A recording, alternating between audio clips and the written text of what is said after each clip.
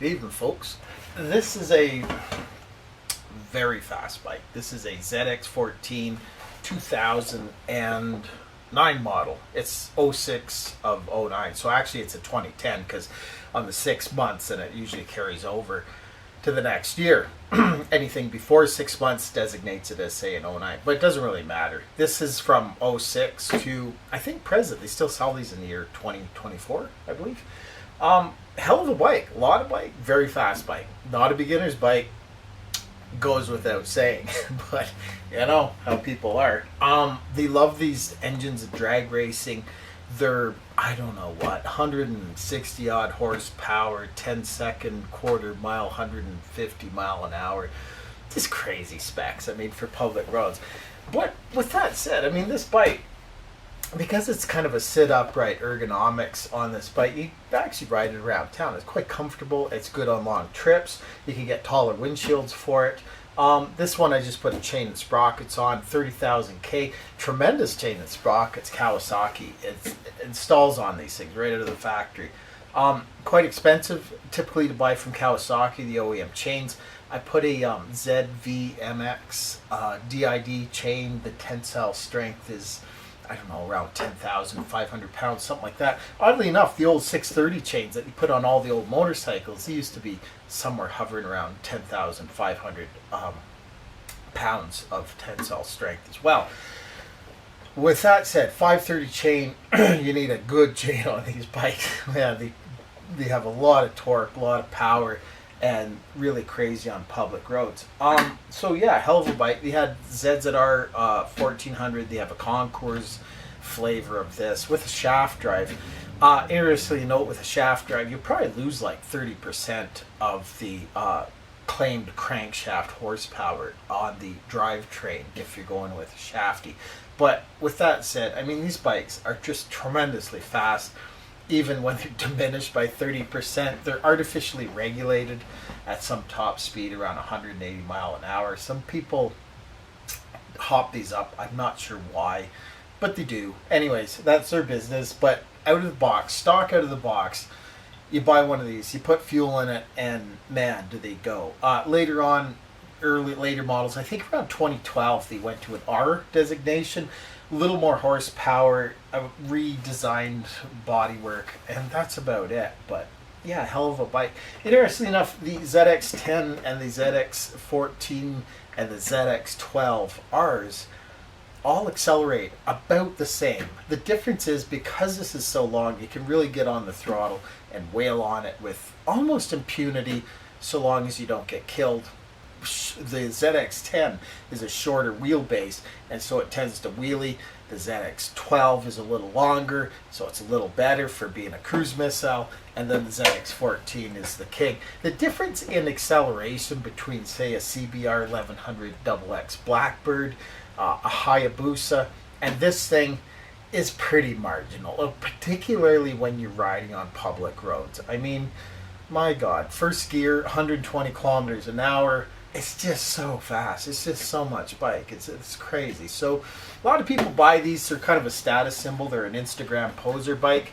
But if you get a real rider on one of these and you want to flog the throttle, man, it's just almost got no place on public roads. And that's why they had a gentleman's agreement. In the European Union, back in the day, these bikes were getting faster and faster. And they capped them at, I don't know what the cap up, somewhere around 170 odd mile an hour to 180 mile an hour. I can't remember the number. There was a 100 horse limit for a time in Europe. I'm not sure if that's still the case. Probably is. You know how they're always going on in Europe about safety, right? So anyways, tremendous bike. Autobahn bike for sure. It eats tires like you wouldn't believe. On the rear tire, you can't keep rear tires on this thing. If you're just a little bit aggressive with this, you can't keep tires on this thing. So expect to spend a lot of tires. Insurance is the other big one. This is a ZX14. Well, this is ZX14. The later ones are our model. But when you go to your insurance company, they're not going to like you very much. Very expensive premiums, typically in most Western countries.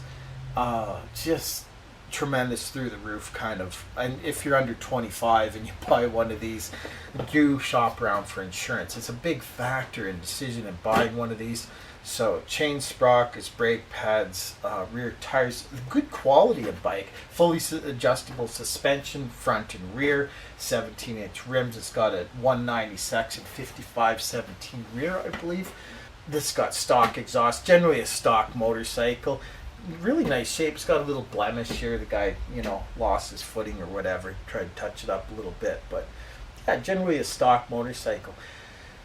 They hold their value, and nobody buys these for grocery shopping. So be aware that when you're shopping around, I mean, a lot of these get bastardized and molested, and if you see aftermarket plastic on it, from China, and the fit doesn't quite look good, be very wary. I mean, best advice I can give anybody buying one of these, if you're not in the know, take it to a shop, have it inspected, pay the money, and tell them you'll give them a little extra money to look a little extra closer and just have a thorough look over on this thing, because they are fast bikes and you don't want to be on some dodgy, sketchy, bodged together piece of junk, which you find out there for sure. This is a really nice example. The hydraulic clutch is leaking, starting to weep a little bit, so I'm going to do the seal on that. Stock Kawasaki parts. I done the tires on it. I like to use these Metzler Tourance tires. This guy's more of a, road going. He likes to do trips on this thing, so he wants longevity. Metzler Tourance tires are really good longevity. They stick well front and back. Metzler ME33 lasers, I believe, for the front.